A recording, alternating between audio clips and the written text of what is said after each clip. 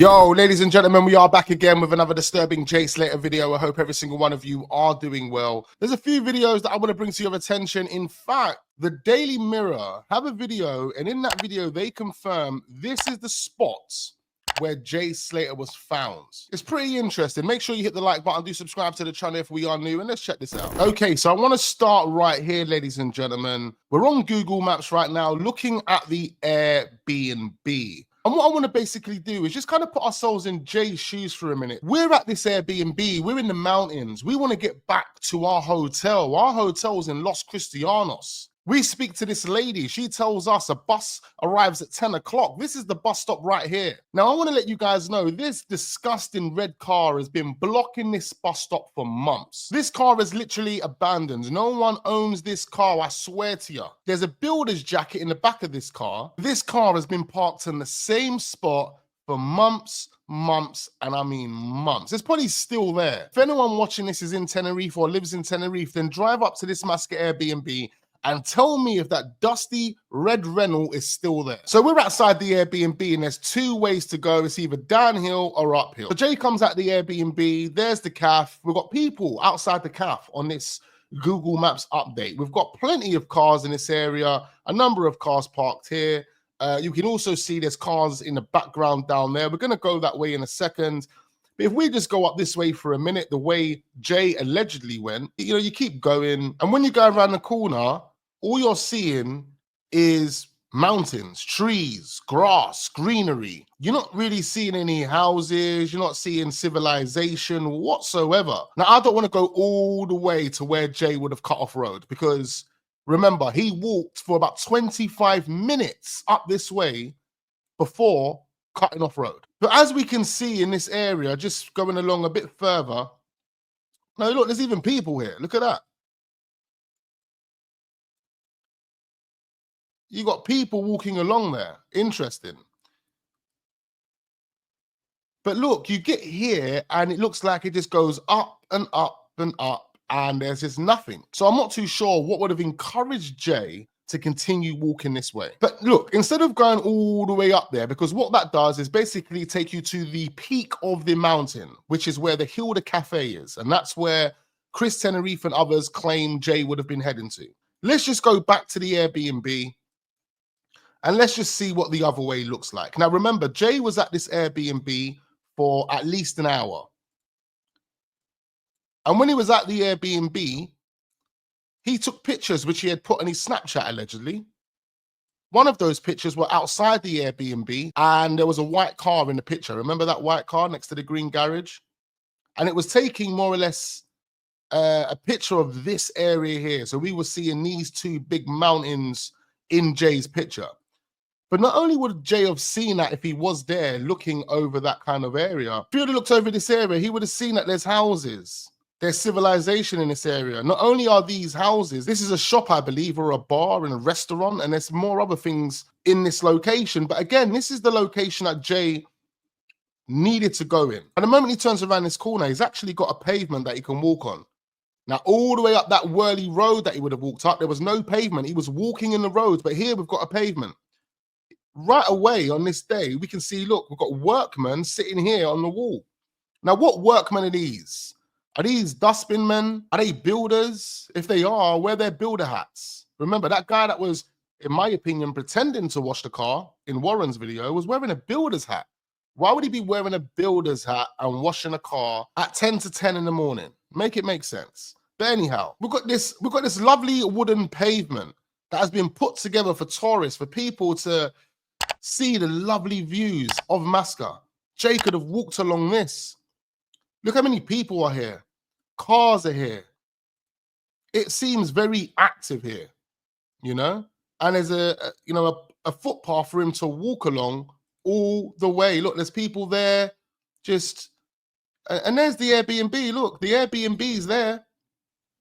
I'm not too sure if you guys can see my mask, but the Airbnb is right there. That white building. And then you've got the houses all below. So, I mean, it is pretty strange that Lucy would have found the Airbnb based on the landscape picture that Jay would have put up. Could have been any one of these houses, to be fair. But again, back to this direction where Jay should have been going, it looks active. It looks beautiful. Look, could have stopped off here. There's a notice board there. I mean, he could have continued walking. He would have definitely seen people along the way. We've seen loads of people as we've gone along here. I mean, I'm not too sure what time of the day it is, but look, it's active. He could have hitched a hike. There's so much he could have done there. And if we could just continue going just for a few more moments, you know, it would have made sense for Jay to have come this way. Look at this, see? Bus the corner. You got buses. You've got, you know, loads of cars, loads of people. You've got this restaurant right here. Look at this, man. Come on. This is the way. Like, Jay wouldn't have got lost, if anything. He would have got lost coming this way. There was no need to cut off roads coming this way. You know what I mean? Look at this. It didn't make any sense for Jay to have gone the other way and continued going that way, especially when you're walking into nothing. You're seeing nothing. Absolutely nothing. You even got a thing here that says taxi. Look, so there's a taxi rank, more or less, right here. How many minutes from the Airbnb? Look, the Airbnb's there. That's the Airbnb here, just behind the lamppost here. That is the Airbnb, so he didn't need to walk far before he come to a taxi rank. And look, we don't know if the taxi rank would have been open, but I'm sure someone would have been here. I'm sure someone would have been here to help Jay. So that was just a little tour of the road outside the Airbnb. We didn't fully go up the hill to where Jay would have went off road. We did actually do a video months and months and months ago, kind of showing where Jay could have or would have kind of went off road. So that kind of gives you an idea on what Jay was seeing.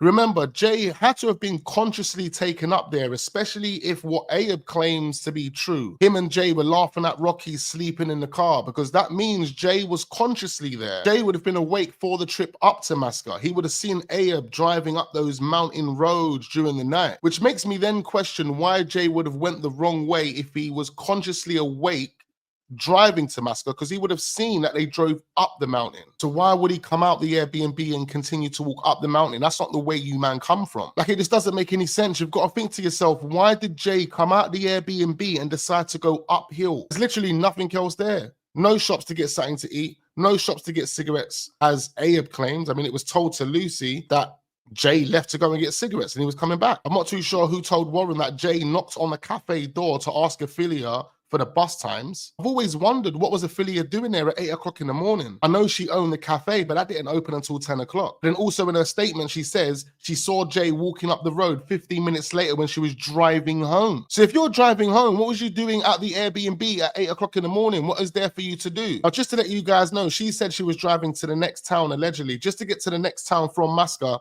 it takes about 30 to 35 minutes. Now, if she would have saw Jay walking 15 minutes later, which is after 8 o'clock, so let's say roughly around 20 past 8, she would have seen Jay walking up the mountain. How does she get back for Ayub to then see her at 9 o'clock in the morning? Because there's a live that Ayub does, and he claims that he saw Ophelia with 2 men at 9 o'clock in the morning. As most of you guys know, recently we've been really focused on Brad and Rachel. I feel, and most of you guys feel, that them two know so much more than they're telling. In fact, the pieces that we've been piecing together over the past couple of videos and multiple videos that we have done in the past clearly show that they know more than they're telling us. Clearly show that Rachel has been trying to control an online narrative. I personally think the people that were involved in this case have come together in some capacity to corroborate a story, to make sense of why Jay was at the Airbnb and why Jay left the Airbnb. Now, there's multiple players here. It's not just Rachel, not just Brad, and not just Ayub. There is someone else that is involved, the person that would have influenced Ophelia to make the statement that she made. That one person was able to ensure that the Guardia Civil was treating this as a missing persons case and a missing persons case only. This is the reason why it gave these lot enough time to come together and corroborate a story that made sense. So much that they fumbled, you can clearly see that a lot of this was kind of like a last minute thing. But the pre-plan was in place. The pre-plan to do something to Jay was in place. Where Jay actually passed away, if he did pass away from not falling off the mountain, is still not there. But there are pieces that we have that can get us there. There's receipts that we have that can still get us there. To be quite fair, if the UK authorities was to thoroughly investigate this case, interrogate every single one of these guys. At the end of it, I'm pretty sure someone's getting charged. But the problem is there hasn't been an investigation to that degree. All there's been is misdirection. And I'm not too sure who was giving the Guardia Civil this misdirection, whether they were buying into conspiracies that were being spread online or whether this information was being given in-house, whether people in-house on the case looking for Jay Slater or pretending to look for Jay Slater were giving this information to the Guardia Civil and making them run around like headless chickens. Because tell me how it took 29 days to find Jay's body doesn't make any sense, especially when the Guardia Civil had their own canines. They had their own dogs. They had drones. They had all of the things that you need to find a body. It took Debbie to outsource a rescue and search team with their own canines from the Netherlands